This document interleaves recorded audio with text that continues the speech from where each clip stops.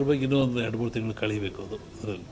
ಅದು ಒಟ್ಟು ಮನುಷ್ಯ ಎಚ್ಚರವಾಗಿದ್ದು ಆರೋಗ್ಯ ಕಾಪಾಡ್ಕೊಂಡು ಸ್ವಚ್ಛತೆಯನ್ನು ಕಾಪಾಡ್ಕೋಬೇಕು ಮನುಷ್ಯ. ನೈರ್ಮಲ್ಯವನ್ನು ಕಾಪಾಡ್ಕೋಬೇಕು. ಅದು ಭಾಳ ಮುಖ್ಯವಾದ್ದು. ನಾವೇನು ಹೇಳೋಕ್ಕೋ ಅದ್ರ ಬಗ್ಗೆ. ಅದು ಹಾಗೇನಿಲ್ಲ. ಮೊನ್ನೆ ಗ್ರಹಣಗಳು ಎಲ್ಲ ಬಂತಲ್ಲ, ಇದು ಭಾರತ ಕಂಡ ಜಗತ್ತಿನಾದ್ಯಂತ ಇದ್ರ ಭವಿಷ್ಯ ಅಂದರೆ ರಾಜಕೀಯ ವಿಪ್ಲವ ಅಂತದೆ. ಅಮೇರಿಕಾದಲ್ಲಾಯಿತು, ಮತ್ತು ಎಲ್ಲ ಕಡೆ ಆಗ್ತಾ ಇದೆಯಲ್ಲ, ಹಾಗೆ ಇಂಡಿಯಾನೂ ಸೇರಿದಂತೆ ಜಗತ್ತಿನಾದ್ಯಂತ ರಾಜಕೀಯ ವಿಪ್ಲವ ಆಗ್ತದೆ, ಏರಿಳಿತ ಆಗ್ತದೆ ಅಂತ ಒಂದು ಮಾತಿದೆ. ಅದು ಗ್ರಹಣಗಳು ಫಲದಿಂದ. ಅದಿನ್ನೂ ಡಿಸೆಂಬರ್, ಇನ್ನೂ ಒಂದು ಜನವರಿ ಒಳಗೆ ಟೈಮ್ ಇದೆ ಅದಕ್ಕೆಲ್ಲ. ಒಬ್ಬರ ವಿಷಯ ನಾನು ಹೇಳಲ್ಲ, ಜಗತ್ತು ರಾಜಕೀಯ ವರ್ಗದ ಬಗ್ಗೆ ವಿಪ್ಲವ ಅಂತ ಹೇಳ್ತಾರೆ.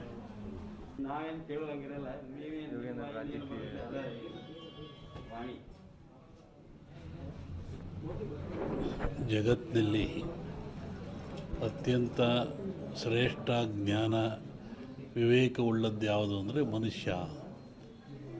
ಮನುಷ್ಯನಿಗೆ ಬುದ್ಧಿಶಿದೆ, ಜ್ಞಾನ ಇದೆ, ತಿಳುವಳಿಕೆ ಇದೆ ಅಂತ ಹೇಳ್ತಾರೆ.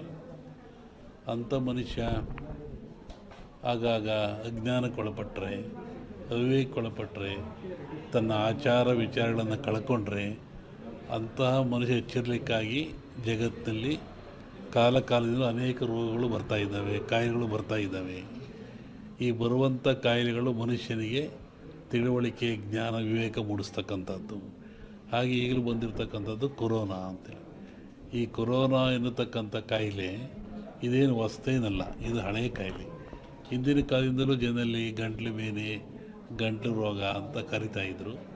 ಅದು ಬಂದದ್ದು 2 ದಿನಕ್ಕೆ ಸತ್ತೋಗ್ತಾಯಿದ್ದು ಮನುಷ್ಯ. ಶ್ವಾಸಕೋಶಕ್ಕೆ, ಗಂಟ್ಲಿಗೆ ಬರುವಂಥ ಕಾಯಿಲೆ. ಇದು ಯಾತ್ರಿಂದ ಬರುತ್ತೆ ಅಂತ ನಾವು ಸ್ವಲ್ಪ ಯೋಚನೆ ಮಾಡಿದರೆ, ಸ್ವಚ್ಛತೆಯನ್ನು ಮನುಷ್ಯ ಕಳ್ಕೊಳ್ತಾ ಇದ್ದಾನೆ. ಆರೋಗ್ಯ ಅಂದರೆ ಸ್ವಚ್ಛತೆ ಅಂತ. ಆ ಕಳ್ಕೊಳ್ಳೋದ್ರಿಂದ, ಸ್ವಚ್ಛತೆ ಶುದ್ಧ ಇದರಿಂದ ಮನೆಯಲ್ಲಿ, ಹೊರಗೆ, ಒಳಗೆ ಎಲ್ಲ ಕಡೆ ಕಳ್ಕೊಂಡ್ರೆ ಕಾಯಿಲೆ ಬೆನ್ನಡ್ತಾ ಇದೆ. ಇಂತಹ ಕಾಯಿಲೆ ಇದು ಘೋರವಾಗಿರ್ತಕ್ಕಂಥ ಕಾಯಿಲೆ.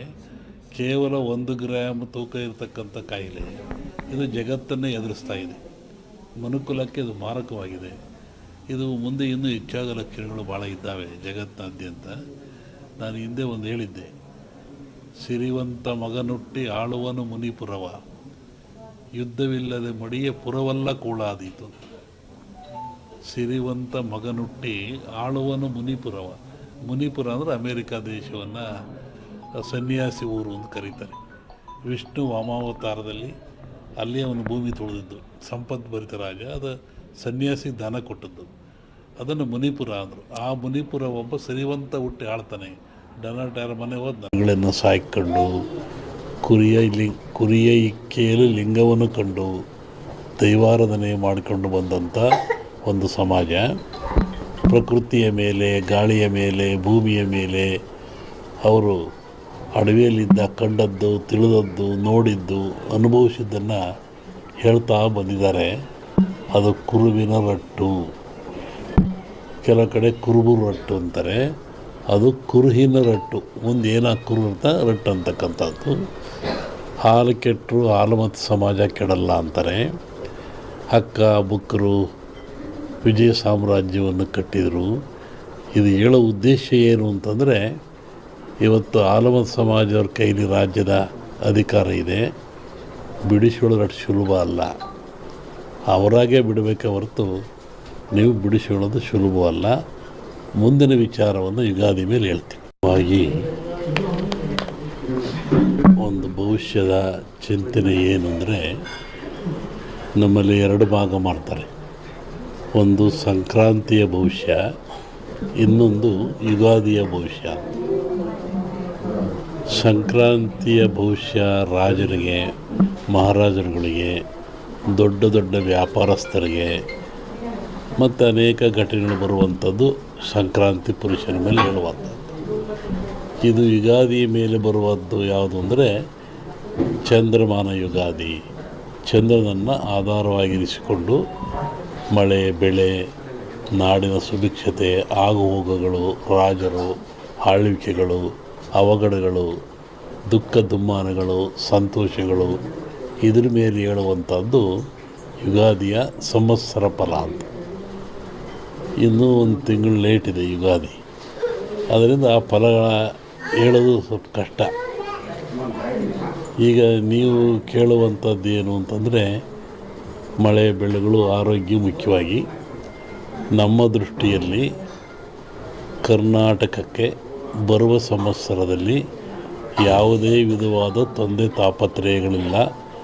ಮಳೆ ಬೆಳೆಗಳು ಚೆನ್ನಾಗಿ ನಡೀತವೆ, ಸುಭಿಕ್ಷತೆ ಇರ್ತದೆ ಮತ್ತು ನಾಡಿನಲ್ಲಿ ಯಾವುದೇ ಕೊರತೆ ಕಾಣ್ತಾ ಇಲ್ಲ.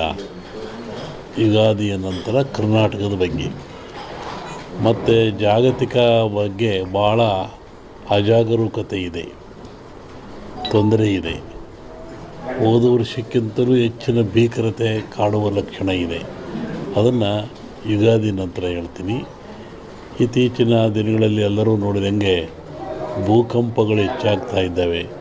ಇದನ್ನು ಒದರಿಸುವೆ ಹೇಳಿದ್ವಿ ನಾವು. ಇದನ್ನು ಭೂಕಂಪಗಳು, ಭೂಮಿ ಅಗಲತಕ್ಕಂಥದ್ದು, ಜನರಿಗೆ ಸಾವು ನೋವು ಆಗ್ತಕ್ಕಂಥದ್ದು, ಕಟ್ಟಡಗಳು ಬೀಳ್ತಕ್ಕಂಥದ್ದು ಇದು ಮುಂದುವರಿತದೆ. ಜೊತೆಗೆ ಭೂ ಸುನಾಮಿ, ಜಲ ಸುನಾಮಿ, ಬಾಹ್ಯ ಸುನಾಮಿ ಅಂತ ಇಲ್ಲಿವರೆಗೂ ಬರೀ ಜಲ ಸುನಾಮಿ ಆಗ್ತಾಯಿತ್ತು.